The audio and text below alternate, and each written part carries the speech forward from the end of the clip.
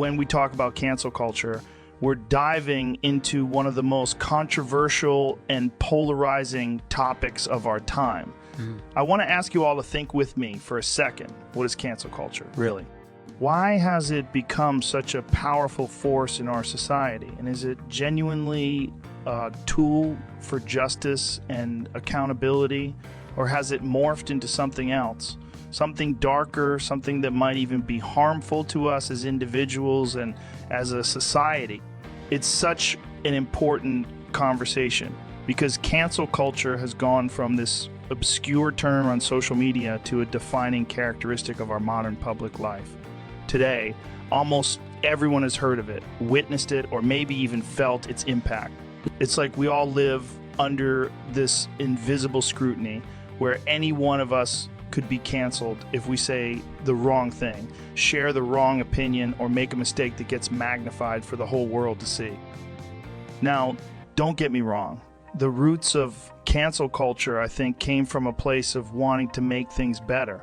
It stemmed from frustration, from the realization that for too long, powerful people could get away with harmful behavior without facing any real consequences.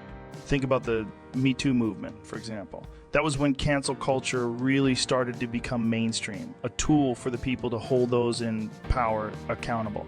It was about calling out harmful behavior that had been allowed to continue unchecked for years, even decades. People started to realize they didn't have to stay silent, that they could speak up and they would be heard. And that was important. It still is. That desire for justice, for a world where people are held accountable for their actions, that's something we need. But somewhere along the way, this powerful tool started to evolve, to expand beyond its original purpose. What we're seeing now is a culture that often jumps to conclusions, that reacts with intensity and immediacy, sometimes without full information. A tweet from 10 years ago, a joke taken out of context, a single mistake. It can all lead to someone's entire life being upended in a matter of hours. Cancel culture has grown to be almost like a collective reflex, where people are quick to judge, quick to condemn, and quick to demand retribution. There's little room left for nuance, for understanding, for redemption. It's as if we're less interested in helping someone grow from their mistakes and more focused on punishing them, even permanently ostracizing them from the community. And that's what's so complicated about this. Are we using this tool to make the world better, or are we creating a society where we're all afraid to speak, afraid to show our true selves, because one wrong move could cost us everything? Imagine for a second what this does to us on a personal level. It creates a constant state of anxiety, doesn't it? Especially in a world dominated by social media where every word you say is instantly visible to everyone. We've all felt it. The pressure to be careful, to not offend, to keep our opinions in line with what's acceptable at the moment. This fear can be paralyzing. People start censoring themselves not because they truly believe something is wrong, but because they're afraid of being canceled. And that's what concerns me.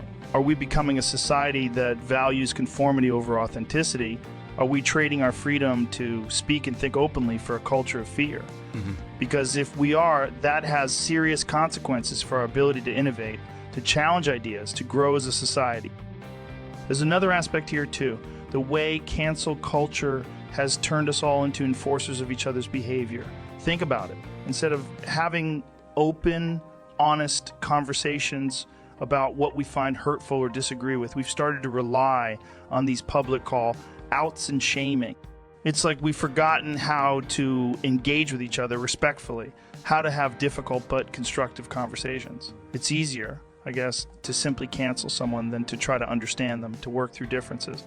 And maybe that's a symptom of our fast-paced digital world where everything moves so quickly and the news cycle never stops. But if we lose our ability to engage with each other deeply, to see beyond a single mistake or a difference of opinion, what kind of society are we building? And here's the most chilling part. Cancel culture isn't just targeting people in power anymore.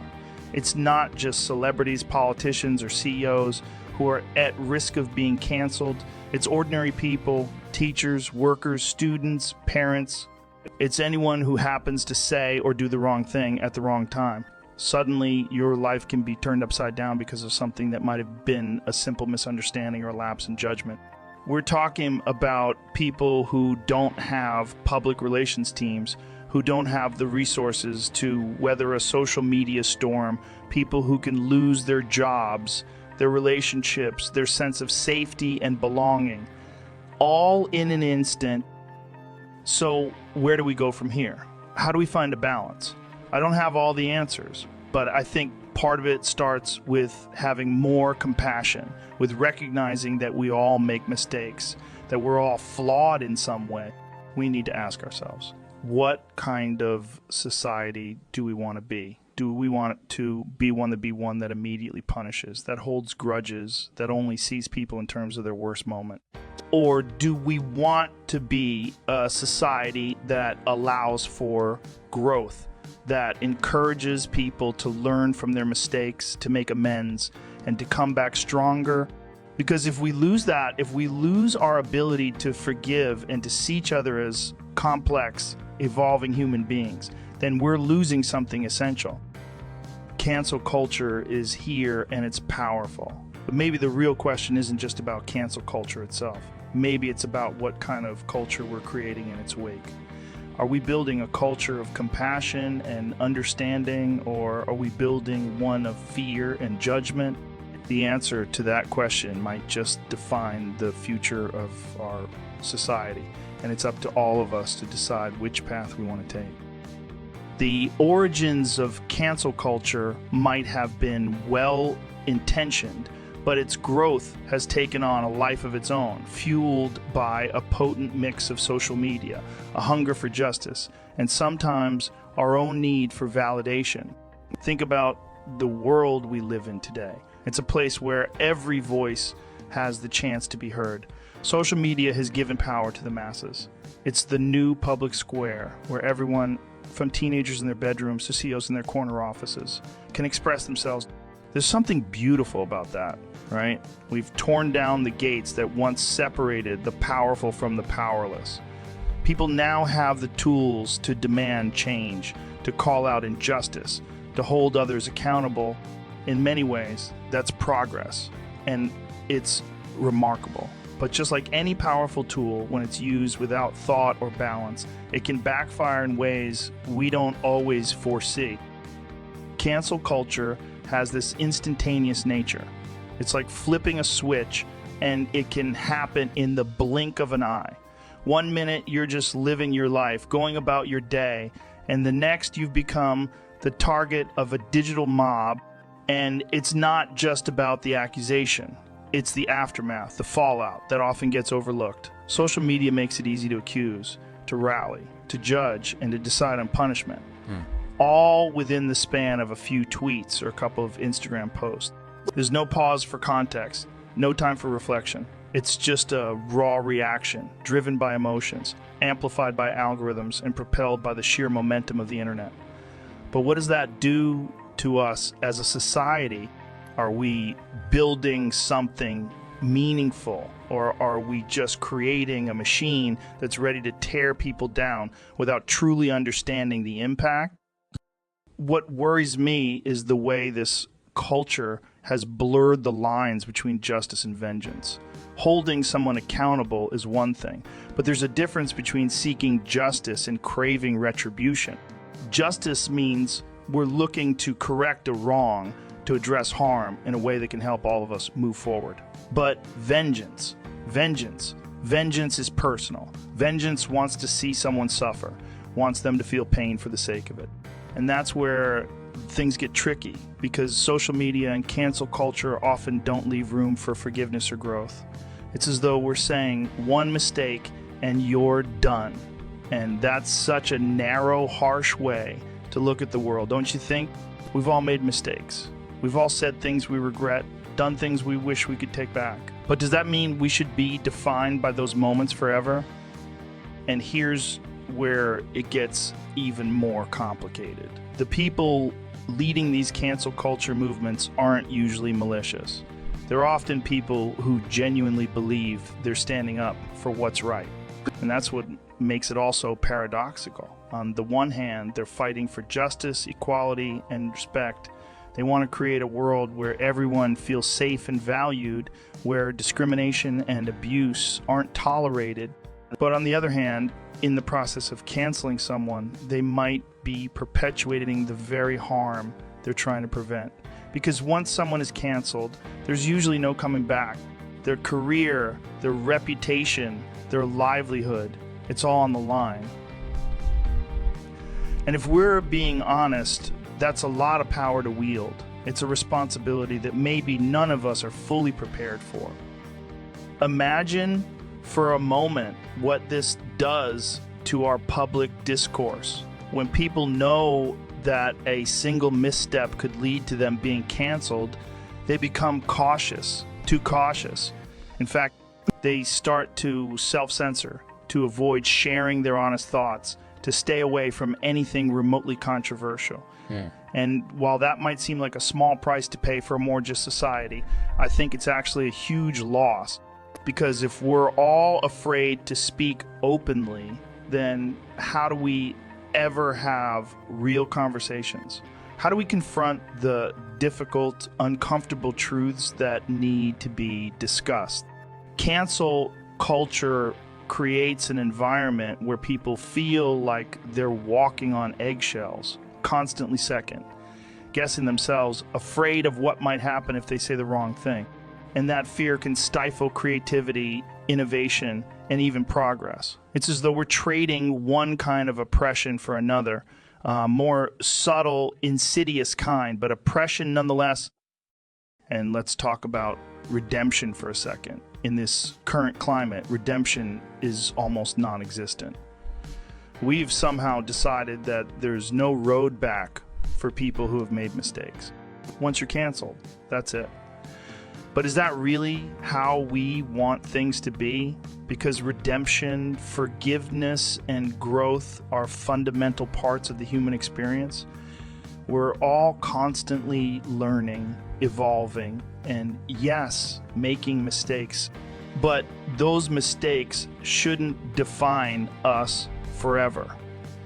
In a healthy society, people who have done wrong should be given a chance to make amends, to show that they've changed, to prove that they've learned from their past. That's not only good for them, but it's good for all of us. It's a reminder that people are capable of growth, of transformation, and of becoming better versions of themselves. Without redemption, we're left with a society that's quick to condemn, but slow to forgive, and that's a pretty bleak way to live.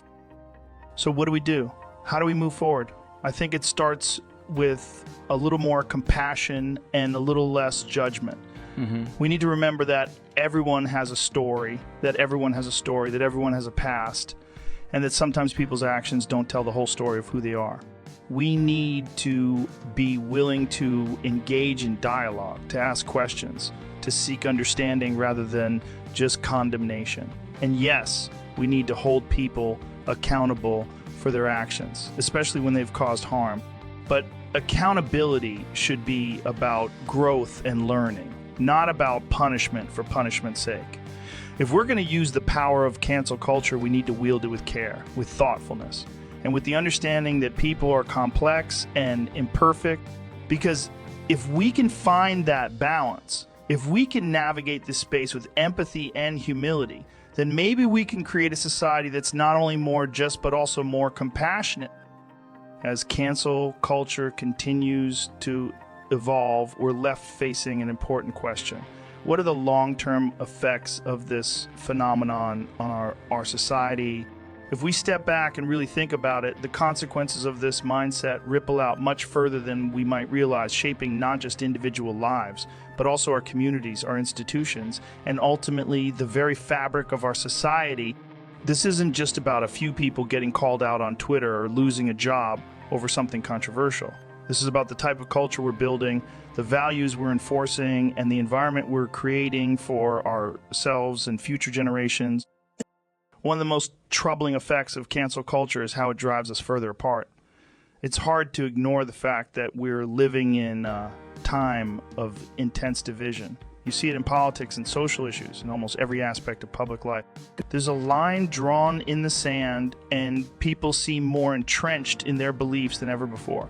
Cancel culture doesn't just contribute to this division, it amplifies it. When we cancel someone, we're not just expressing disagreement, we're making a statement that says, you're wrong, and there's no room for you here anymore. And that approach doesn't leave much space for dialogue, for bridging gaps, or for trying to understand where the other person is coming from. Instead of creating opportunities for people to connect and grow, cancel culture creates walls. It turns us into adversaries rather than allies. It makes us quick to judge and slow to empathize. And the truth is that doesn't just affect the people who are canceled. It affects all of us. It changes the way we see one another and the way we interact in our communities. Another huge impact of cancel culture is how it challenges the concept of freedom of speech. Now, freedom of speech doesn't mean freedom from consequences, and I think we all get that. But in a healthy society, we need to have the ability to express our thoughts, to debate ideas, and even to disagree without fear of complete social exile.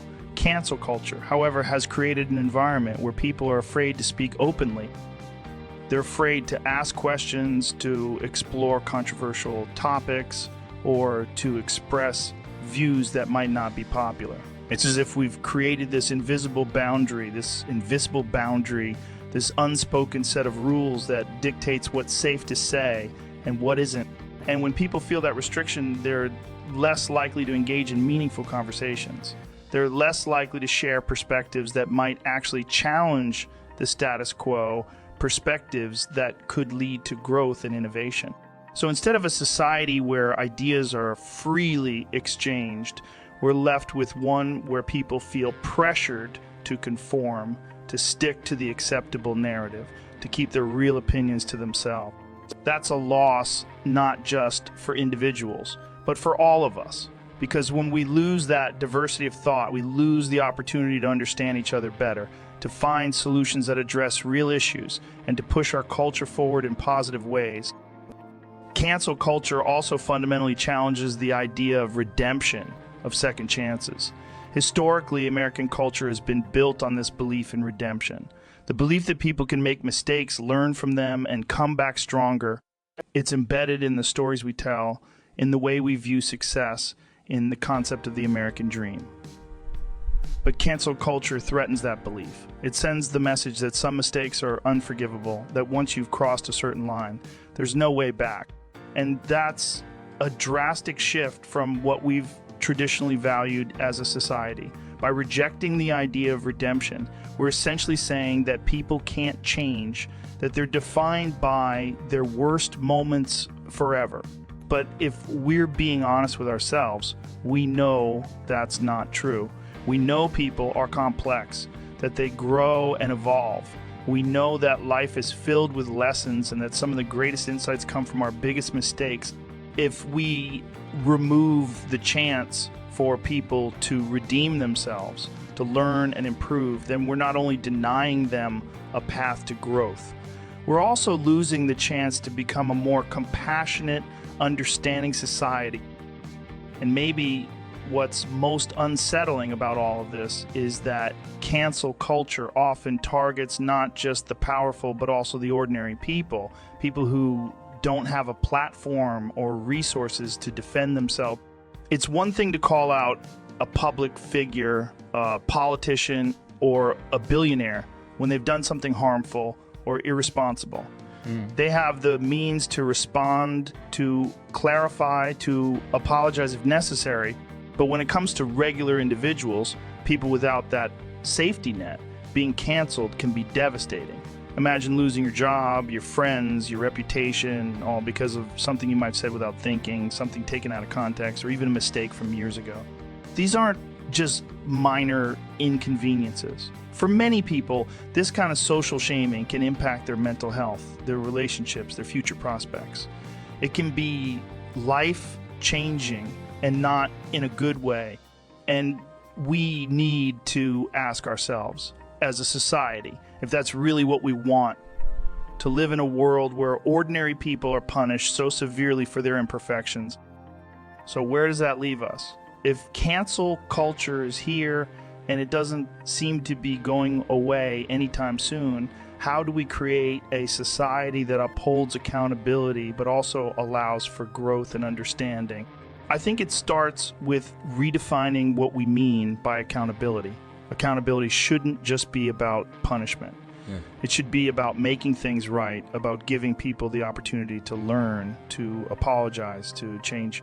It means having a process where people can acknowledge their mistakes, where they can show they're willing to do better, and where they're given the space to do so. If we can find that balance, if we can create a culture that values growth as much as it values justice, then we'll be building something that's truly sustainable, something that doesn't just tear down, but also lifts up. Ultimately, cancel culture reflects who we are as a society, for better or for worse. It shows us what we value, what we fear, and what we're willing to fight for. And as it continues to evolve, we have a choice. We can let it shape us in ways that divide, that create fear, that stifle creativity and thought. Or we can guide it, mold it into something that holds people accountable, but also respects the humanity in each of us. It's a challenge, no doubt about it. But if we can meet that challenge, if we can create a society that embraces both accountability and forgiveness, then maybe, just maybe, we'll be able to move forward in a way that brings out the best in all of us. As we wrap up this deep dive into cancel culture, it's time to think about where we go from here. We've unpacked a lot, from its origins as a tool for accountability to its evolution into something much more complex and at times problematic. We've looked at the impact it has on individuals, on our collective psyche, and on the type of society we're building for future generations. Now, we're left with a critical question. How do we move forward in a way that preserves the positive intentions of cancel culture without falling into the traps that can make it destructive? This is where we all have a responsibility because, like it or not, cancel culture is a product of all of us. It's a mirror reflecting our values, our fears, our hopes, and even our insecurities. And if we wanted to evolve into something healthier, something that truly serves our society, we have to start with ourselves. The first step, I think, is embracing a mindset of compassion over condemnation. Look, it's easy to get caught up in the drama of cancel culture. There's an adrenaline rush, a sense of righteousness that comes from calling someone out, from feeling like you're standing up for what's right. But what if, instead of rushing to condemn, we pause for a moment? What if we took a second to remember that the person on the receiving end is just that? A person. They're human, with flaws, with a story, with a life just as complicated as our own. Compassion doesn't mean excusing harmful behavior. It means acknowledging that people are complex and that growth is possible. Imagine what could happen if, as a society, we chose to lean into empathy, to ask questions instead of making assumptions, to open conversations instead of shutting people out. That doesn't mean we ignore wrongdoing, but it does mean we approach it in a way that allows for healing, for understanding, for change. Compassion allows us to hold people accountable while also seeing them in their entirety, not just through the lens of their mistake. Another crucial step is bringing back the concept of proportionality. Right now, cancel culture operates in extremes. A small mistake, a single comment, or an out-of-context post can lead to the same level of outrage as something genuinely harmful or malicious. We need to ask ourselves, are we responding in ways that are fair and proportionate? Are we making sure that the punishment fits the crime? Because when everything becomes cancelable, when every misstep is treated as equally unforgivable, we dilute the very meaning of accountability. We risk creating a culture where people are afraid to learn and grow, where mistakes become permanent markers instead of learning experiences. Imagine if we allowed for degrees of response. If we took a moment to consider whether a situation calls for a conversation, a correction, or something more serious, proportionality helps us maintain a sense of perspective, reminding us that not every offense requires the same level of reaction. It gives us room to respond thoughtfully rather than reflexively. And speaking of reflexes, it's essential to resist the urge to join the mob. Social media has created an environment where it's easy, almost too easy, to pile on, to retweet or share someone else's outrage without fully understanding the situation. But mob mentality can be dangerous. It often lacks nuance. It doesn't leave space for context, and it can lead to real harm. When we participate in cancellation without knowing the full story, we're not just reacting. We're contributing to a cycle that's driven by emotion rather than understanding. Instead of jumping on every bandwagon, what if we practice a bit of restraint? What if we took the time to investigate, to look at different perspectives, to listen rather than just react? Resisting the mob mentality isn't about letting people off the hook. It's about making sure our actions are intentional and informed, not just part of a knee-jerk reaction. Now, perhaps one of the hardest but most important steps is restoring the idea of redemption. As a society, we have to believe that people are capable of change. Without that belief, we're building a world where mistakes are permanent, where people are forever defined by their worst moments. But redemption, growth, and second chances are at the core of who we are as humans. We're all imperfect. We've all made choices we regret. If we want a society that allows us to grow, that gives us space to learn from our mistakes, then we have to extend that same grace to others. Redemption doesn't mean there are no consequences. It means that consequences are followed by an opportunity to make things right. It means that people who are willing to put in the work to grow, to learn, to make amends, are given that chance. If we remove that, if we create a culture where no one can ever come back from their mistakes, then we're creating a society that's incredibly unforgiving and ultimately unsustainable. Redemption is what allows us to move forward, to build a future that's hopeful rather than punitive. Finally, maybe the most important change has to happen within each of us. Cancel culture is, in many ways, a reflection of our own insecurities, our own need for validation, our own desire to feel powerful or in control. But if we're honest with ourselves, we know that we all have flaws, that we've all made mistakes. So maybe instead of focusing so much on what others are doing wrong, we start by looking inward. We ask ourselves why we're so quick to judge, why we're so eager to condemn, why we feel the need to join in the mob. Maybe if we all practiced a bit more self-awareness, a bit more humility, a bit more kindness, we could create a society where cancel culture isn't even necessary. Because in a culture of empathy, of understanding, of genuine accountability, people don't need to be canceled. They're given the space to learn, to grow, to become better.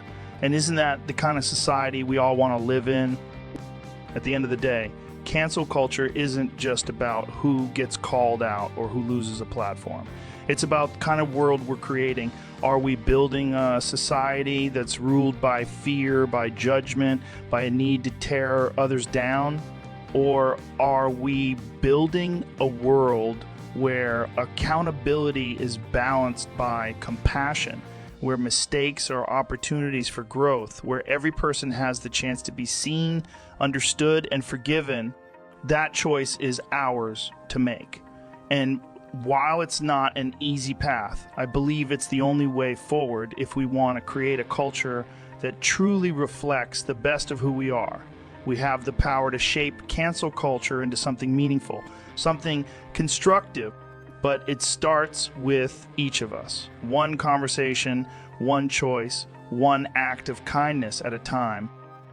As we wrap up this conversation on cancel culture, let's think about the journey we've taken together through this complex, polarizing issue.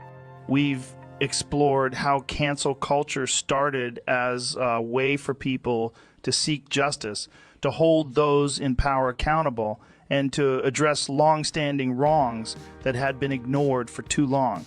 At its heart, Cancel culture was about leveling the playing field, giving voice to people who had felt powerless. And let's be real. There are undeniable positives in that origin. Holding people accountable matters. It matters that we live in a world where people think twice about their actions, where they understand that their words and behaviors have consequences. Accountability is essential. It's one of the building blocks of a fair and just society. But as with any powerful tool, how it's used can make all the difference. So where does that leave us now? Cancel culture has grown far beyond its original purpose. It's become something bigger, more complicated, and yes, sometimes more harmful. We've seen its power to bring justice, but also its ability to destroy, to silence, to instill fear, and to divide. We've watched it create a culture where people are sometimes more afraid of saying the wrong thing than they are motivated to learn or to grow. In many ways, it's morphed into something that feels unsustainable, a force that's quick to react but slow to forgive, eager to condemn but reluctant to understand. And if we continue down this path unchecked, I fear we're setting ourselves up for a society that's fragmented, fearful, and lacking in compassion. We're risking a world where people aren't allowed to be human, to make mistakes, to learn from them, and to come back stronger. This journey has led us to a crucial realization. Cancel culture isn't just something that happens to other people. It's something we're all a part of. Every time we scroll through social media, every time we react to a headline, every time we judge someone based on a single post, we're contributing to this culture in some way. And that realization is powerful because it means we also have the power to change it. Imagine if we approached each situation with a little more thoughtfulness, a little more patience. Imagine if instead of joining the mob, we asked ourselves, what's the real impact here? What's the whole story? Is there room for understanding? I'm not saying we excuse harmful behavior, far from it, but we can choose to respond in ways that promote growth and healing rather than just punishment. I truly believe that if we want to build a better society, we need to reclaim the value of redemption. We need to remind ourselves that people are capable of change, that life is messy, and that sometimes the best lessons come from our biggest mistakes. Think about it. If everyone's defined forever by their worst moment, if there's no path to redemption, then what are we left with? We're left with a world that's unforgiving, where people are afraid to show who they really are, where mistakes are hidden rather than acknowledged and learned from. But if we believe in redemption, if we're willing to give people a second chance, then we're building a society that values growth, that understands that none of us are perfect. We're creating a culture where people feel safe enough to admit their flaws, to seek forgiveness, and to make amends. So maybe the real question isn't about cancel culture at all. Maybe the real question is about the kind of world we want to create. Do we want a world that's defined by fear, by judgment, by a relentless need to punish? Or do we want a world that's defined by compassion, by understanding, by the belief that people can change? That choice is ours. It's up to us to decide whether we want to live in a society that tears people down, or one that lifts people down, or one that lifts people up. And I think deep down, most of us want the latter. We want a world that allows for mistakes, that encourages people to be better, that values connection over division. In the end, cancel culture is a reflection of who we are as a society. And just like any reflection, it shows us the good, the bad, and everything in between. It shows us what we value and what we fear, but it also shows us what we're capable of, both the light and the dark. And that's the beauty of it, really. Because just as we created this culture, we have the power to change it. We can shape it into something that holds people accountable without losing our sense of empathy. We can create a culture that values justice but also recognizes the humanity in each of us. We can choose to cancel actions, not people, and to believe in the possibility of growth and transformation. So here's my hope, that we each take a bit of time to reflect, to think about how we engage with others, both online and offline. Let's ask ourselves whether we're contributing to culture, fear, or one of understanding. Let's challenge ourselves to see the whole person, not just their worst mistake. Let's create a world where accountability and compassion go hand in hand, where people are encouraged to learn from their mistakes rather than be defined by them. Because if we can do that, if we can approach each other with kindness, empathy, and a commitment to growth, then we're not just canceling, we're building. We're building a society that lifts people up, that celebrates resilience, that believes in the power of second chances. And isn't that the kind of world we all want to live in? One where we're allowed to be human, where we're encouraged to grow, and where we're given the space to become better versions of ourselves. It's possible, but it starts with each of us. So let's be mindful. Let's be compassionate. And let's remember that at the end of the day, we're all in this together.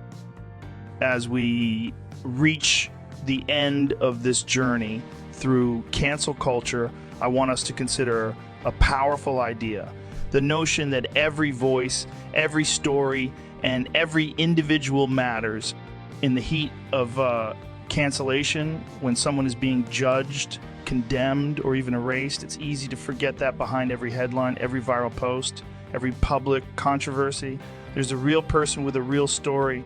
We often reduce people to their mistakes, their worst decisions, or a single statement taken out of context. We strip away the layers, the experiences, the humanity, and in doing so, we lose sight of something essential. We lose sight of the fact that people are more than just moments.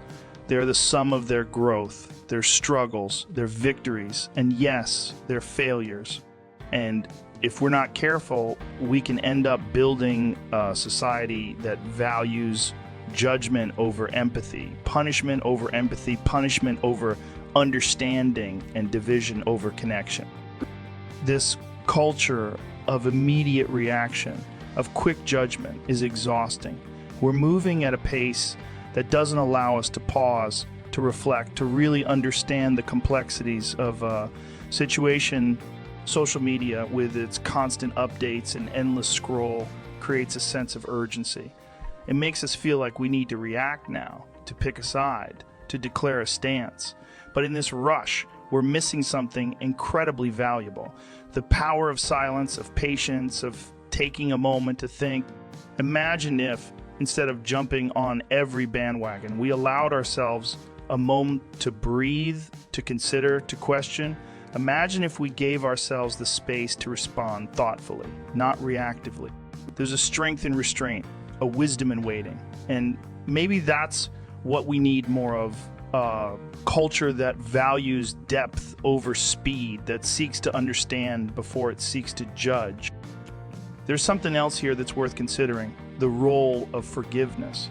Forgiveness is a concept that seems almost out of place in today's world, where every action feels permanent, every mistake seems indelible. But forgiveness is a powerful tool for healing, for connection, for moving forward. When we forgive, we're not excusing the behavior or saying it didn't matter. We're choosing to let go of the resentment, to see the person beyond the mistake, to allow space for growth. Forgiveness doesn't just benefit the person being forgiven. It benefits us too. It frees us from the weight of holding on to anger, of carrying judgment, of living in a state of constant reactivity. Imagine what kind of society we could create if forgiveness was as valued as accountability, if we saw it as a strength rather than a weakness. It's not about letting people off the hook. It's about building a world where we're allowed to heal, to learn, and to come back from our mistakes. And that brings me to a final important point: the power of conversation. Cancel culture often silences rather than opens up dialogue. It shuts down conversations before they've even had a chance to begin. But conversation is where real change happens. When we talk to each other, when we listen to perspectives that challenge our own, when we engage in difficult but honest discussions, that's where growth occurs. It's easy to cancel someone. It's much harder to sit down with them, to hear their side, to express our own concerns, and to find common ground. But if we want to create a society that values humanity, that encourages people to be better, we have to embrace conversation. We have to be willing to engage even when it's uncomfortable, even when it's messy, even when it requires us to confront parts of ourselves that we'd rather ignore. So as we move forward, let's ask ourselves, how can we be part of the solution? How can we contribute to a culture that balances accountability with compassion, that values redemption, that believes in the power of second chances? It starts with each of us. It starts with how we choose to react, how we choose to treat others, how we choose to engage in our communities. Let's challenge ourselves to be more than just critics, to be creators of a culture that's built on empathy, on understanding, on the belief that people are capable of growth. Because when we do that, we're not just changing how we treat each other. We're shaping the future. We're shaping the future. We're creating a world where our children and grandchildren can feel safe to be themselves, to make mistakes, to learn, and to grow without fear of being defined forever by a single moment. At the end of the day, cancel culture is a tool, and like any tool, it's all about how we use it. We can wield it as a weapon, or we can use it as a guide, a reminder to hold ourselves and each other to a higher standard. The choice is ours. And if we choose wisely, if we choose to act with empathy, with patience, with a commitment to growth, then maybe we can create a world that's not only more just, but also more humane. So here's to choosing understanding over judgment, forgiveness over resentment, and connection over division. Because in the end, we're all in this together, and it's up to us to create a culture that lifts us up, that brings out the best in us, and that allows each of us to become the fullest version of who we are meant to be.